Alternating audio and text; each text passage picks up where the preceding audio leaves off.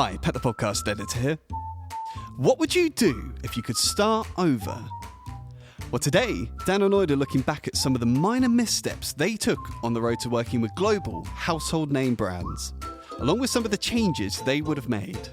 I think some of the biggest lessons we've learned have obviously come from ourselves making mistakes, but also hearing about other people who have made mistakes and then thinking, Lloyd, let's not do that, or let's do that. And so hopefully, I think this is going to be a really value-adding episode for the anchors. You'll hear about actionable steps to put your best foot forward, from testing a wider range of marketing approaches to keeping your proposals from sinking to the bottom of the inbox. Look at your current marketing. What are you doing that's trying something new? Try new stuff, and I wish we would have done that more sooner. And remember, Dan and Lloyd made these mistakes so that with a little luck, you won't have to. Right, let's get stuck in. This is episode 88 of the Business Anchors podcast. We're just a couple of business anchors. Welcome to the Business Anchors podcast. This jingle is slightly too long. This jingle is slightly too long. This is an Audible production. It isn't. Does anyone else listen to audiobooks on Audible and then it says that at the end? Lloyd keeps saying that because he's been listening to it recently, and I thought, why not start the episode? This is an Audible production. It's not. This is not an No, Audible. it's not. Do not sue us. This is a Knowlton production for the Business Anchors podcast. So, Lloyd, our normal start to the podcast, I Yeah. asked you a question. Yeah. What would you do differently if we were starting our business all over again? This is loads of things, and I think I'm really excited about So you live with regrets then, do you, Lloyd?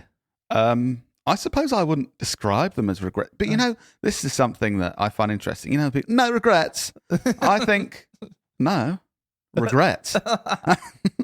I don't think people. No regrets. I think it's okay to.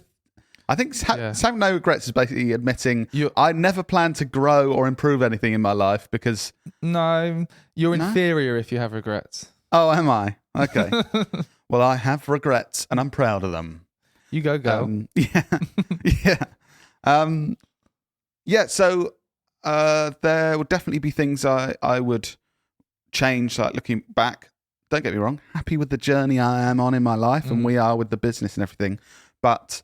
really excited for this episode because I find it exciting when there's massive things we've learned on our journey and we think, oh, wow, let's change it. And then you kind of think, oh, we could have changed that a couple of years ago and would have had massive positive effects. Passing on that knowledge, hopefully, might really help people. I think some of the biggest lessons we've learned have obviously come from ourselves making mistakes, but also hearing about other people who have made mistakes and then thinking, Lloyd, let's not do that, or let's do that. And so hopefully, I think this is going to be a really value-adding episode for the anchors. I think we've had a couple of similar episodes in the past where we talked about our experiences and what we might change and stuff. But I was thinking like, and we've always had really good feedback on. I don't know if we have, but when I've recorded them, I thought they were really good episodes. That's how we should do all of our marketing. Not look at data or anything from anyone else.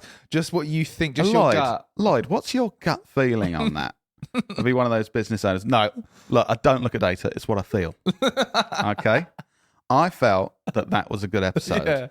But Lloyd, the data says that people are unsubscribing at a... It's funny you say that. That's one of my points later on in the podcast about data. Oh, me too. But let's start with, do you want to go first? We've got a number of different things that are going to open up a can of worms and lead the conversation for things. Okay. So what was the first thing that you want to talk about that you would do differently in our business? So I would have stopped throwing away opportunities by emailing a proposal to people. And I think this is relevant to a lot of businesses. Basically, anyone that if you're a landscape gardener and you're emailing someone a quote for a job, if you're a accountant, a cleaner, like it could be any service-based business, pretty much, isn't it? Yeah, I would say. I think it would be service-based businesses. So, what's a proposal, Lloyd? Proposal. So people call it different things. Of these, we've called it an action plan. We've called it a proposal. We've called it a quote. Basically, someone comes to you, I want this thing, and you go, okay, I'll do that thing. I'll do that thing. I'll write stuff down about how I'm going to do that thing, and I'll tell you how much it's going to cost, when we're going to do that thing, what's involved in that thing, and then somehow I will communicate that stuff to you. So for years, we would say, "Oh, you want that thing?" Dan would go into his little, well, I was going to say, into the spare room we started the business in. Shut himself down for about 2 weeks, typing out this massive document with honestly, it must have been 30 or 40 every pages. detail of like everything we're going to do for them. I mean, the perfect guide for them to do it themselves, which is probably why it didn't work. And don't get me wrong, you know, for the first few years of the business, we won work this way. But I think... sorry, go ahead. I was just going to say, because I was, just to explain that, I think I was trying to overcompensate for my lack of experience by in this proposal showing that, look, I know all this stuff. I think that was the reasoning for Well, why. I suppose actually the length of it and the effort that you put into the proposal, and when I say you, it was us. Like we were working on this together. You were just the one typing it. Like it was coming out of your finger. I don't know. Weird way to explain it. But it wasn't the length and the effort put in. I think it's often good to put effort into that sort of thing for a business. But we would put all of that effort in, and then we would just email it to them. And I'd say half we either didn't ever hear from them again, or we heard from them after chasing them a lot, and they just go, "Oh no, thanks." And we had I can't remember exactly when we realised it, but was it a podcast or something, or someone we learned from someone said potentially this strategy? said, "Why are you emailing it?" Like, well, they asked us to email it, and now I don't think, other than very low level business that, you know, without sounding trying to be boastful or anything, like it's not a thing if it's only worth a couple of million. Yeah, a couple We'll million. just Like it's email not a significant thing for the business. It's kind of like, oh well, if we can help, we can. Yeah. But if not, doesn't matter. We always have. Well, Dan has a call with these people on Zoom at least, or would meet in person, present basically this action plan, and it's very different. And book that appointment in the previous meeting you have with them, or the previous call, or the previous point of contact. So when they're saying to you, "Oh yeah, okay, so what's the next steps? Can you let me know how this works and how much it'll cost and stuff?" You don't go away and go, "Oh yeah, I'll do that," and then we'll arrange it. Dan says, "Yeah, I'll go away and do this," and on that call or in that meeting, say, "Okay, right, on the 2nd of April at 3:00, shall we look then?" So you already know you're going to have another conversation with them. You're going to be in front of them, communicating how brilliant your business is and what you can do for them, how you're going to help them. And you're setting yourself up for a win, basically, rather than setting yourself up for failure of just sending an email and it's something they're going to forget.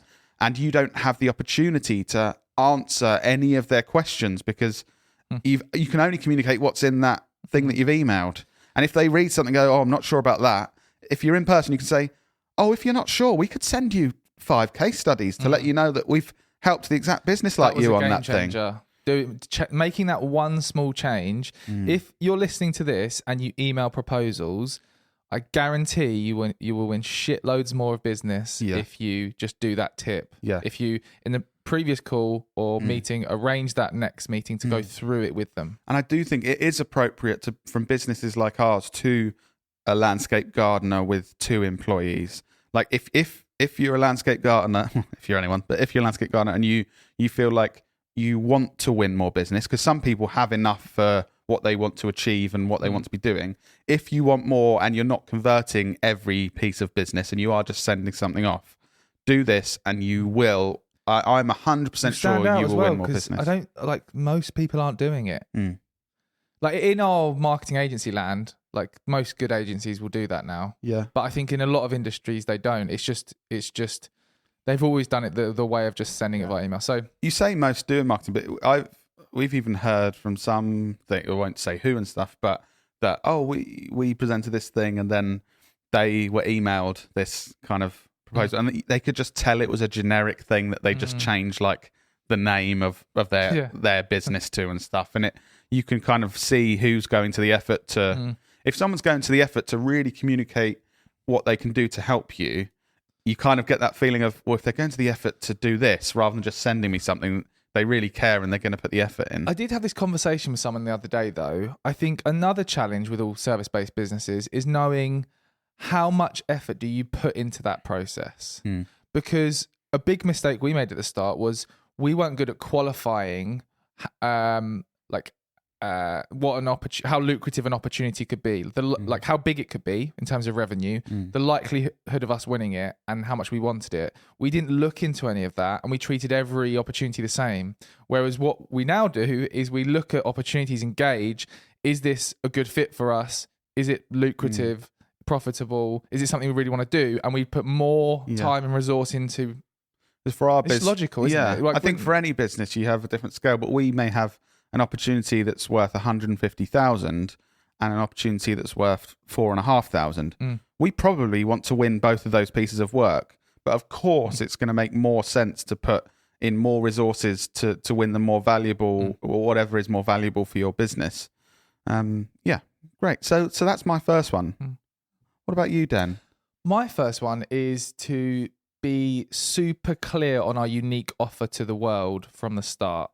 I think looking back, for the first few years, we didn't really know how to communicate. We didn't really know what we were offering or how to communicate it. We were just like, marketing, we'll help you with that.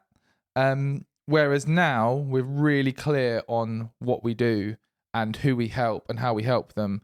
And what that does is it helps you attract more of the right opportunities and repel more opportunities that aren't right for you. I think sometimes that you can think, well, hang on, no, if I say I do exactly this, what about these other opportunities that aren't exactly that I'm going to miss out on? When actually the opposite happens, you get far more opportunities in that thing you're saying you can do than the other ones you will miss out on. And the way you can test if you've got this covered or not is, if I said to you now, what do you do?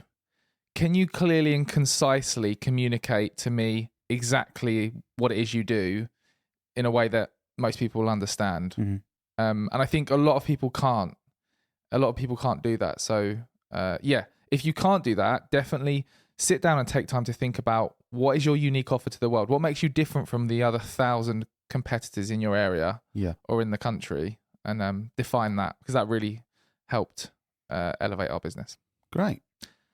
What else, Lloyd, would you change or do differently? Big thing. If your business involves people, which they nearly all do, well, they all involve people, but if it's not just one person, making decisions on overperforming and underperforming people far quicker. So, and by making decisions, I'm not some ruthless guy, as in like, sack them on the second day if they're not. I'm not saying that. I'm saying our team is I believe, in the best position it's ever been, as in performing the highest as a team we ever have. People are enjoying working together more than ever. And this is genuine as well. We're not just saying it for the podcast episode. Yeah. We've been in lots of different places, ups and downs. Yeah. I do feel now we are. We're producing the best work we ever have done for our clients. And it's like saying there's a journey to get to that point. And we will have more dips and peaks and things in the future. But what I've learned is you basically want your people to be rewarded fairly. And if some people are, every single day, all of your team's actions are either gaining value for your business or losing value for your business. Every decision that's made, it might be minuscule. It might be, they haven't put enough time looking into this thing we're buying. We've spent an extra 50 quid. So that person's actions cost us 50 quid. This person's put in so much effort and been ultra creative with the way we've shot this video. And that means we've produced better work than we have. And we know that's going to attract more business. They've provided huge value in the work they've done for the business. And they've made us this. Every decision affects that. And I think in the past, there's been people who have been underperforming and people have been overperforming. But everyone sort of was getting rewarded in the same way. And we didn't implement changes quick enough to make sure that wasn't the case. And we readjusted things. So if people are underperforming, I think getting there early to support them with how they can increase their performance and make sure that they're not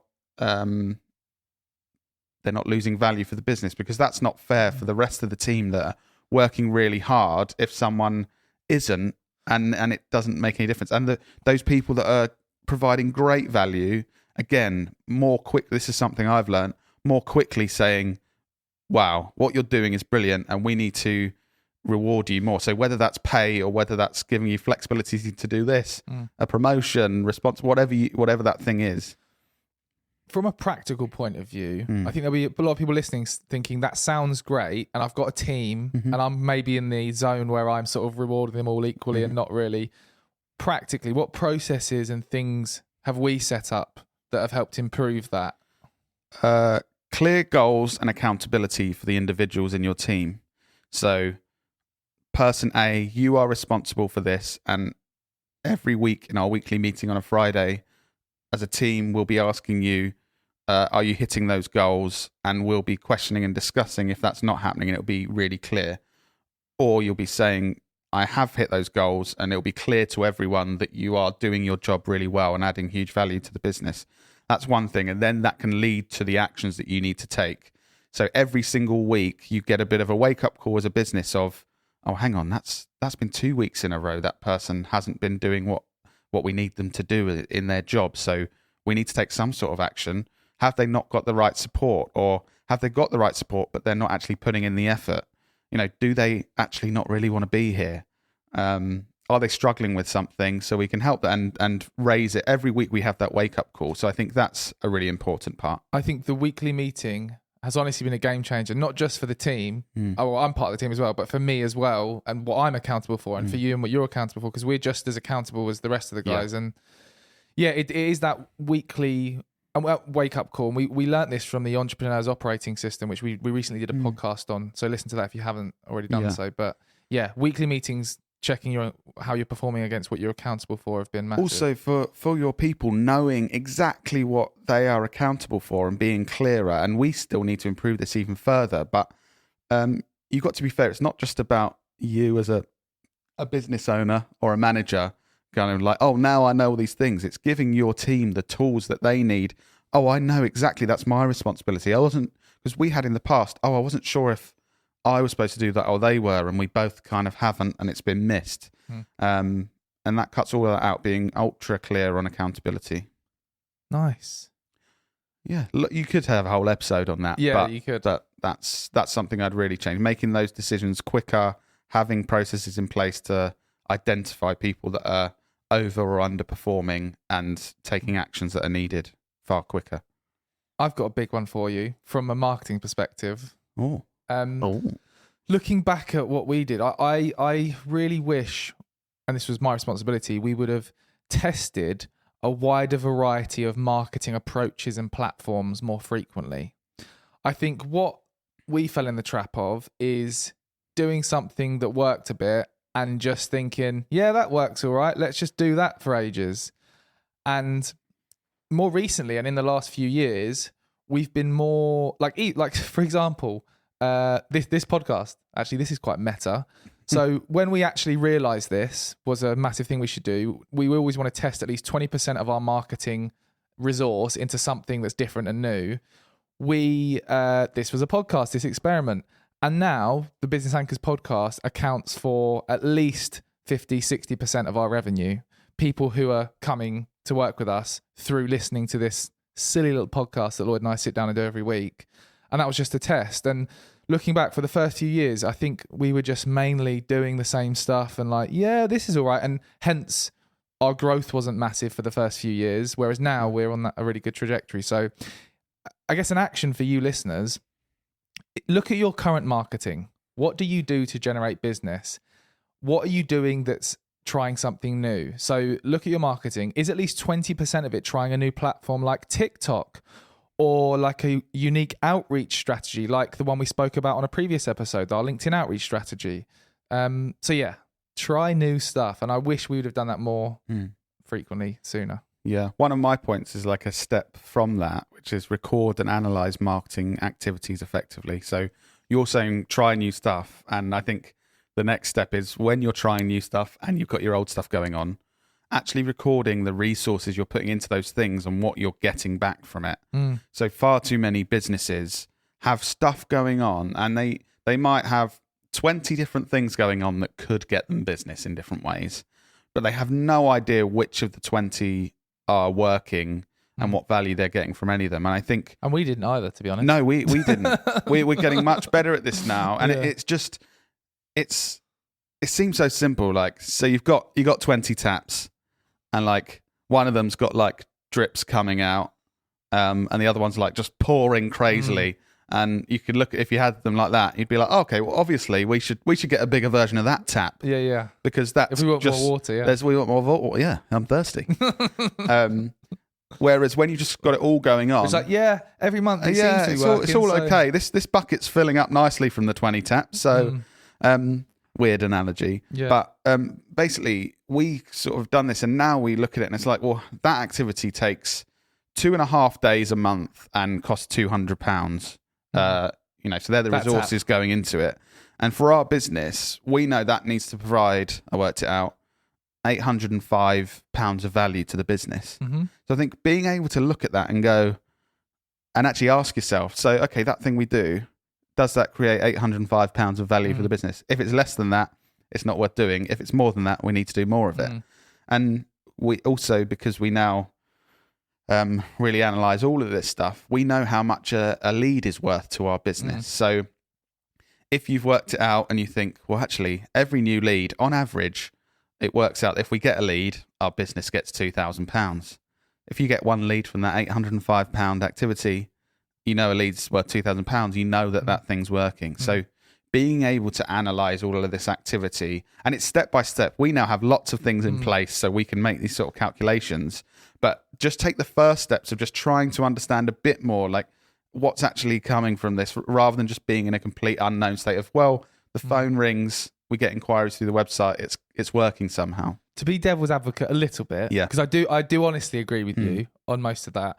I think even today still, there are things that are still difficult to track. Like, for example, if you and I, like we went to San Diego, I spoke at Social Media Marketing World, and we built some relationships there. Even in a year's time, someone who saw us there but hasn't been in touch and has been quietly following us for ages and then gets in touch via LinkedIn, no matter how much we ask them, oh, where did you find us? If we haven't remembered that they saw us there and they haven't remembered that that's where they first saw us, it's very difficult to track the origin of some business. But if you set up tracking on enough things that you can track, and you know that 20% of it, 30% of it is just the other things that you need to use your intuition for, then that works well as well. But I think even there's a first step, the things that are hard to track. Oh, we went to San Diego and built relationships and stuff. We might look at that. Oh, that's cost us like £5,000 in time and resources. I think you can still make a good judgment on that's the cost. Do we think this trip will make more than that back in the next 5 years? And I would look at that and go, yeah, I think We've got more paid speaking opportunities. Exactly. Is another thing from just being on the list of those speakers. Exactly. You can look at it and just make a judgment of, do I think it's likely we'd get more than that back over the long term? And if the answer is yes, then it's worth taking that risk, I guess. And if it's no, then it makes you think, well, should we be doing something else? Yeah. I think on that note of like different marketing channels, another thing I've put is to stop. Something I would change would be to stop doing the things that don't work sooner. Like looking back at specific examples, like our networking breakfasts you and I went to for years, that I definitely think, I do think some of them had value, which I've mentioned in the past, but then we just continued doing them for years. And like a lot of the time it wasn't anyone that we'd ever want to work with. And they said, like they didn't have the budget and that kind of thing, but we just did it because we were like, oh, this is something we do. Yeah. It was kind of like, well, everyone else starting out in business seems to do this, so we should just probably keep doing it. Yeah. And I think anchors, look at your current, as an action, look at your current marketing, look at the different channels, really analyze and ask yourself, is that channel generating more value than we're putting into it in terms of resource, time, energy? And I think if you take the time to actually sit down and write down, right, channel 1, social media, channel 2, exhibiting at events, channel 3, networking, or whatever your marketing channels are, if you take the time to think about it, I guarantee there's at least 1 or 2 channels that you're pumping shitloads of money and resource into that never achieve anything. And then you can cut that and put more resource, like we mentioned about the tabs a minute ago. What else have you got for me, Lloyd? What else would you... Delegate and trust more quickly. Delegate and trust quicker? You had your radio voice then. That hasn't come out in a while. Yeah. Oh, well, it's kind of more audible voice, I'd say. Oh, is it audible voice? Okay. Yeah. But this is something, I even speaking to our team yesterday, encouraging people to do this more. I think most people have a habit of clinging on to stuff that I think we've discussed this in the past as well, clinging on to tasks and things that they think, oh no, I'll do that. That's my thing. Yeah. The reality is, if you're trying to grow a business, you're trying to make more money, you're trying to have a bigger positive impact however you want to, there's only so much you can do. And everything that I delegate, almost everything that I delegate and kind of pass on and say, okay, this team member's going to be good at that. Let's teach them how to do that. Almost every time I think, when I do it, I should have done that sooner because they're doing really well at it. They've got more time than I had, and now I can focus on these things. And I think from what I see, even as I said, other people in our team that then should be delegating other tasks to other people, they're also clinging on. And most people need encouragement to try and offload some of that stuff. I think the value that we provide to, as an employee, to our bosses, our employers, we often think like, oh no, if I get all this done personally, I'll get all the credit. I'll get all the credit and I'll be seen as doing a good job. When the reality is, if you've got a good leader or manager or whatever, they will see the value in you delegating that to someone else, and as a team, getting that work done far more effectively. And then you can do more of the stuff that you're really good at. Exactly. And yeah, so it's relevant to me trying to delegate things, but also to other people in the business. I'm not saying just get everyone else to do your work. Obviously, that becomes a negative a lot if people do it too much. But most people try and cling on to this stuff and like, I want the credit for this, and I want to make sure this goes well, so I'm going to do it myself. When actually delegating and trusting other people quicker to give things a go is often a really good idea. Nice. I wish we were more ambitious. Really? When we started. Yeah. I think I don't want to sound like the whole Grant Cardone 10x thing, because that's, he's just someone that tries to manipulate innocent people to buy his courses by saying 10x everything. But looking back, 10x everything. If we have, I feel like we have ambitious goals now because we finally realised through seeing evidence that what we do works and is good and that kind of thing, that we can be ambitious. But if we were to, when we started, set goals that were 10 times more ambitious and we got anywhere near close to those, that would be better than having 10x smaller goals and achieving them. Like, I know it sounds like a stupid, simple principle, but just 10x everything. Just 10x everything. But yeah, I think have bigger goals. Like I feel like we could have been further ahead if we would have been more ambitious. Because I'm trying to look back when we started. What did you think this business would be when we started it? Like, what was your sort of like? Oh, in 5 or 10 years, we'll be. Do you know what? I reckon when we started, I just didn't even think about it. If I'm complete, no, but like Lloyd's advice on no, but that's what I'm saying. Goals. I'm completely open to saying that we've grown and we've improved things. I think at the start I wasn't thinking like that. I was thinking, let's try and make this something that can make myself a salary enough to live. You were thinking, I wasn't I'm thinking gonna of wear ambitious goals. I'm going to wear a suit so that people think I know what I'm talking about. Yeah. The Lloyd suit days. Yeah. I was thinking, that is a good investment. That suit that's for sale in Burton's, £45, will really pay dividends. It didn't. Yeah, but it's interesting, isn't it, when you look back and think, what? I think I just thought, if Lloyd and I are working and we're paying ourselves a consistent salary, that's what I want to achieve. Yeah, and I think that's for people starting out a business. That's quite often the first goal. It's the first goal is basically, can I make this work? As in, do I, in 6 months' time, do I have to go and look for a job, or can I make this work? And we were laughing yesterday, slightly off tangent, but we're currently talking about creating a new about video about us and our story and what we do and stuff, looking at the journey. And one of the stories we were talking about was when we won these Kent awards and stuff, and everyone's like, and Knowlton are winning these awards, and then Lloyd had to get the bus to a networking event the next day because he couldn't afford a car or petrol. Yeah. But we're a really successful business. It is interesting how people's perceptions and the current reality can quite often be different. Like we're saying, we're literally winning awards of the best digital business. And I was like, well, the best digital business can't help me afford to run a car at the moment. So that's annoying. I'm happy to say a lot of things have improved since then. I can run a car, and we're doing a lot better work. Good what old else days. have you got? Any other? Yeah. What you got for me? Capacity planning. This is This is like sorry. a tax episode. No, it's good. Capacity planning to allow us to work efficiently and never overstretch people or not understretch. Are we stretching the opposite? people? The opposite of that.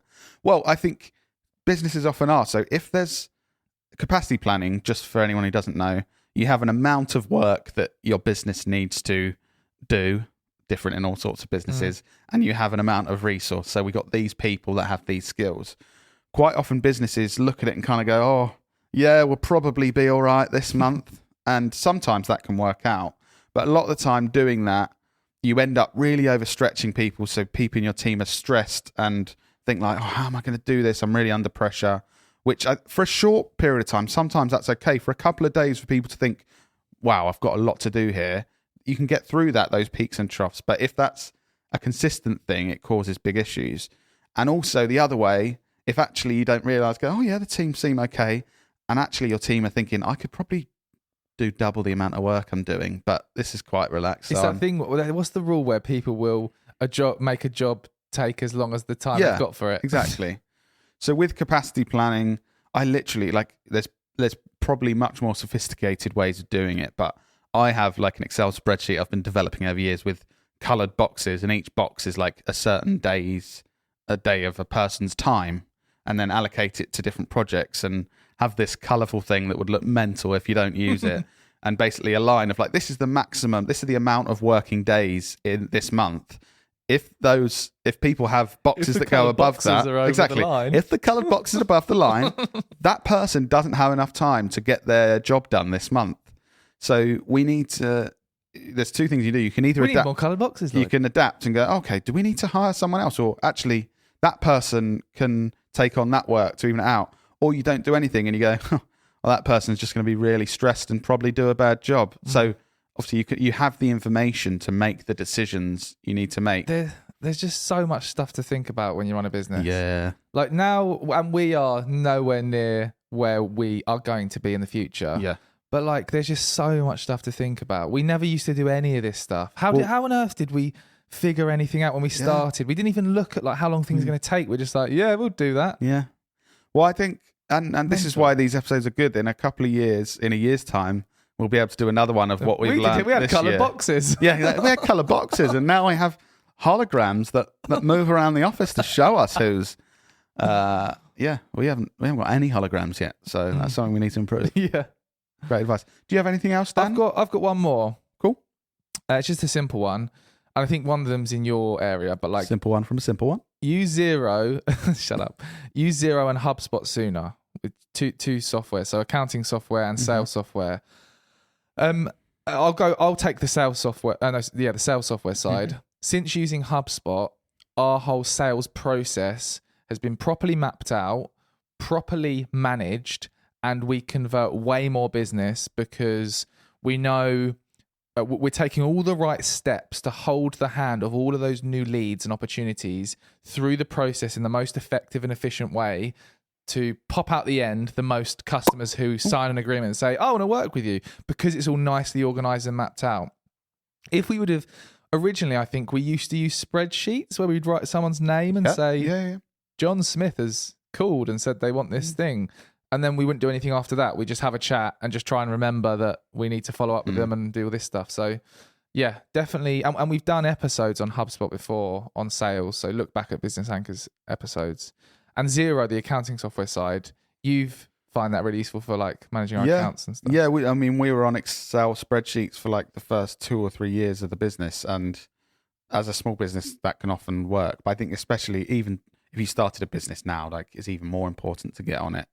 But again, just makes everything much more clear, efficient. You have to spend the money for the software, but you very quickly realize, the time this saves and the data that this shows me to make good financial decisions pay for themselves very quickly. So I would agree, Dan, taking the leap to use, basically it's using tools that might cost a bit of money, but that will improve what you're doing and add a lot more value to the HubSpot's business. free. You've got a free version that we still use the free version, which is mental. Yeah. I know Zero doesn't. Very isn't good free version. Anything else from you? Any other things you? I've got a few things, but I think I'll save them for another episode. You sure? I think yeah. I think that's... Does that mean that the listeners have to listen to all future episodes to try and find? Are they like the best ever things that you've got left over? Yeah. I mean, how are they going to learn about financial forecasting if they don't listen to future episodes? So I don't know. Can we just bit of a ask teaser? something? Recently, we did a solo episode where it was just me, and obviously the download numbers are showing that it's way better than all other episodes that Lloyd's involved in. Yes. Can we just ask, do you want Lloyd involved in this podcast, or would you rather it be just me? Oh, don't ask that. Well, yeah, but do tell us. Dan's solo episode has performed a lot better than any others. No. And just to be completely honest, everyone, I won't be offended if you prefer just listening to Dan. I will think, good decision for the business. Dan needs to do more solo episodes. No, I genuinely think that most people would hate that. I think it was just, I'd said to you it was a good episode about a strategy that made us like 50 grand in a week. So I think it was quite hooky. But Anchors, can you please tell us why you all like that one so much? If it's just that I wasn't there, or if it's the subject matter, or a bit of both. It genuinely would be really useful for us, and I won't hold any grudges. Cool. And call to action, Lloyd. What do we want people to do? Tell us why you liked the solo episode so much. I'm not bothered. But tell us. Okay? And we'll see you in your ears next week. Yeah, well, maybe both of us. Maybe just Dan. I'm not even bothered though, so. You're just mumbling now. Why don't you like this, guys?